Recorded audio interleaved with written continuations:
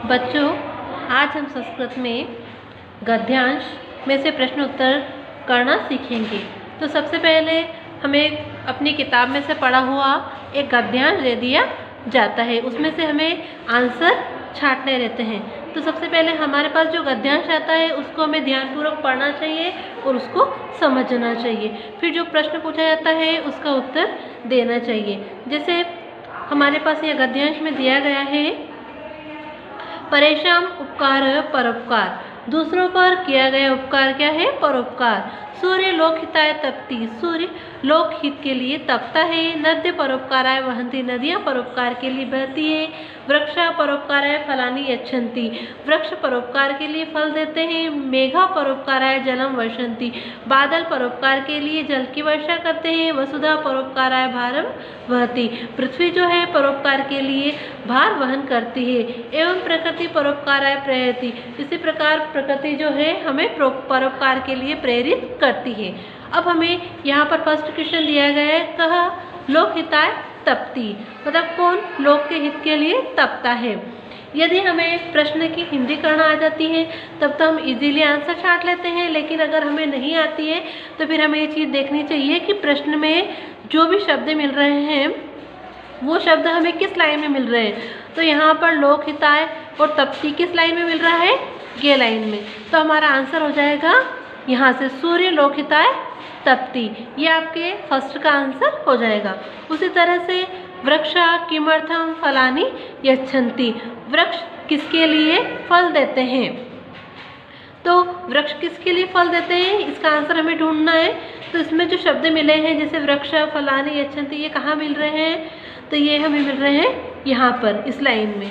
तो इसका आंसर हो जाएगा हमारे पास ये वृक्षा परोपकाराय फलानि यच्छन्ति, ये दूसरे का आंसर हो जाएगा। फिर तीसरा है कि परोपकाराय जलम वर्षन्ति। अब हमें ढूंढना है कि ये वाली लाइन ढूंढने की वाली लाइन कहाँ मिल रही है। तो ये वाली लाइन हमें यहाँ मिली है, मेघा परोपकाराय जलम वर्षन्ति। तो ये हमारा थर्ड का आंसर हो गया। फिर फोर्थ है का परोपकाराय प्रेरयति, मतलब कौन परोपकार के लिए प्रेरित करता है। तो ये शब्द कहाँ मिले हमें? ये परोपकाराय प्रेरयति। तो ये यहाँ से यहाँ तक का आपका क्या हो जाएगा? ये यहाँ से यहाँ तक का आपका 4 का आंसर हो जाएगा। ठीक है, इस तरह से हम गद्यांश में से आंसर छांटते हैं। अब हमारे पास दूसरा आता है कि पद्यांश में से उत्तर छांटना, मतलब पद्यांश में से प्रश्नों के उत्तर देना। तो पद्यांश में हमें किसी पाठ का कोई पद्यांश दे दिया जाता है, फिर उसमें से हमें उत्तर छांटने रहते हैं।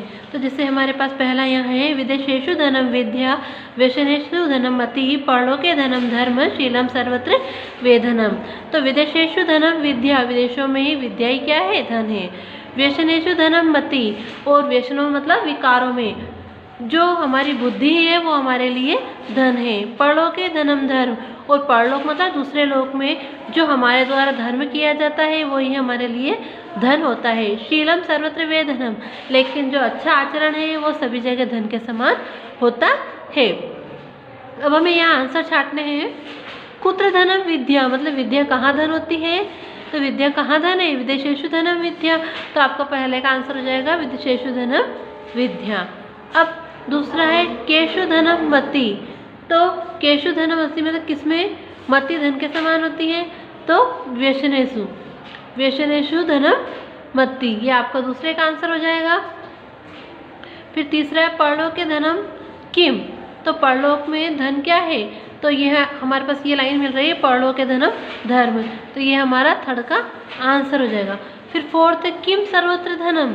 अब ये लाइन कहाँ मिल रही है? ये, तो हमारे पास आंसर हो जाएगा शीलम सर्वत्र वेधनम। तो इसी तरह से आपके पास बुक में पेज नंबर 120 और 121 पर गद्यांश और पद्यांश दे रखे हैं। उनके प्रश्नों के आंसर आपको देने हैं। इसमें एक गद्यांश ये आपका प्रथम दिन से त्रयोदश्याम, तो इसमें से जितने प्रश्न पूछे गए हैं इनके उत्तर आपको देने हैं। और दूसरा है दुखानाम तो विनाशाय, ये आपका पद्यांश है। इस पद्यांश में से आपको इन प्रश्नों के उत्तर देने हैं।